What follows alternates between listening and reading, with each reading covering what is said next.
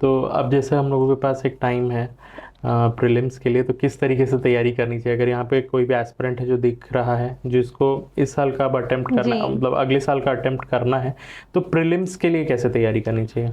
देखिए प्रीलिम्स ना एकदम अथाह सागर उसकी कोई अंत नहीं है। ठीक है, अब हम्म, प्रीलिम्स में आपको कहीं से भी कुछ भी पूछ सकता है। हम्म, कोई ऐसा नहीं है कि इससे इतने क्वेश्चन आ रहे हैं, उससे इतने क्वेश्चन आ रहे हैं। एक चीज मैं गारंटी कर सकती हूँ कि छत्तीसगढ़ 50% पोर्शन आपका, 50 क्वेश्चन आपके छत्तीसगढ़ से रहेंगे। तो आप छत्तीसगढ़ को बहुत अच्छे से कीजिए, बाकी सब्जेक्ट को भी अच्छे से करें, बट आपको प्री के लिए ना पूरा साल नहीं देना है। आपको साल भर मेंस के लिए तैयारी करती रहनी है, और आपको प्री की तैयारी करनी है अक्टूबर से। अक्टूबर, नवंबर, दिसंबर, जनवरी, ये 4 महीने प्री के लिए सफिशिएंट होते हैं। क्योंकि अगर आप मेंस की तैयारी कर रहे हो तो आप बहुत हद तक प्री के लिए भी प्रिपेयर हो ही जाते हो, क्योंकि वही चीजें हैं। बस आपको करंट अफेयर्स बहुत अच्छे से करने की जरूरत है।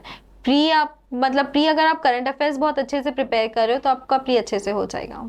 प्रिय नॉट ओनली प्री के लिए बट मेंस के लिए भी, क्योंकि कई पेपर हैं जैसे पेपर 7, पेपर 2, पेपर 4, ये सब करंट अफेयर्स से पूछ लेते हैं। तो आपको करंट अफेयर्स को साल भर के बहुत अच्छे से प्रिपेयर करने हम्म, हैं। क्या चेंजेस अभी हम लोग देख रहे हैं यूजुअली? क्योंकि मुझे याद है आपने मतलब एक बहुत ही डिफिकल्ट वाले एग्जाम के फेज को निकाला हुआ है, क्योंकि 21 में शिफ्ट हुआ था, जी बिल्कुल। पैटर्न शिफ्ट हुआ था। हाँ, मुझे याद है मेरे दोस्त, मेरे स्टूडेंट्स थे, वो लोग ये बोल रहे थे कि सर इस बार तो हालत नहीं खराब बिल्कुल, हो गई, बहुत मतलब डर इतने डर साल गए थे तैयारी हम। करने का क्या मतलब हुआ? पेपर नहीं बन रहे तो हैं। क्या आपने ऑब्जर्व किया था और कैसे उस चीज को कोप अप किया? ये बात ना, जब देखिए जब आप पेपर लिखने बैठते हैं ना, तो आपको कुछ क्वेश्चंस, जब जब आप पेपर बनाते हैं प्रीलिम्स का, तो आप लिखते साथ आंसर मार्क करना नहीं शुरू करते। आप क्या करते हैं, एक थॉरो रीड करते हैं पहले पेपर का।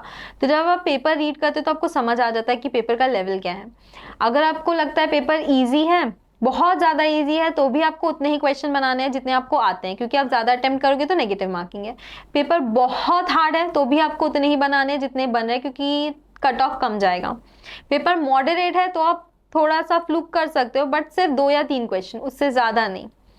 कभी भी एक्स्ट्रा क्वेश्चंस नहीं अटेम्प्ट करनी चाहिए, तुक्का तो बिल्कुल नहीं मानना चाहिए, क्योंकि वो जरूरी नहीं है कि सही हो। क्योंकि आपने गलती की है? हाँ, मैंने ये गलती की और ये मैंने सेकेंड में सुधारा था।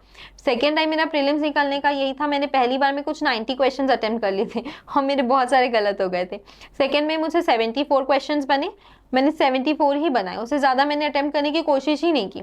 थर्ड में मैंने सिर्फ 61 क्वेश्चंस बनाए। पेपर इतना हार्ड था कि छत्तीसगढ़ तो फिर भी बन रहा था, इंडियन जीएस नहीं बन रहा था। मुझसे सिर्फ 15 क्वेश्चंस बने, मैंने सिर्फ 15 बनाए, उसके आगे मैं नहीं गई। क्योंकि मुझे इतना तो समझ आ रहा था कि पेपर डिफिकल्ट है और बहुत ज्यादा कट ऑफ नहीं जाएगा, बट एक डर था कि ये भी निकलेगा या नहीं, क्योंकि हो सकता है मेरे हिसाब से जो चीज सही हो वो नहीं भी हो सकती है कई बार।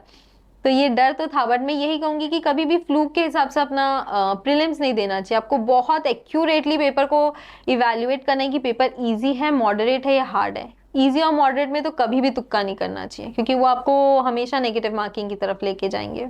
Okay, okay.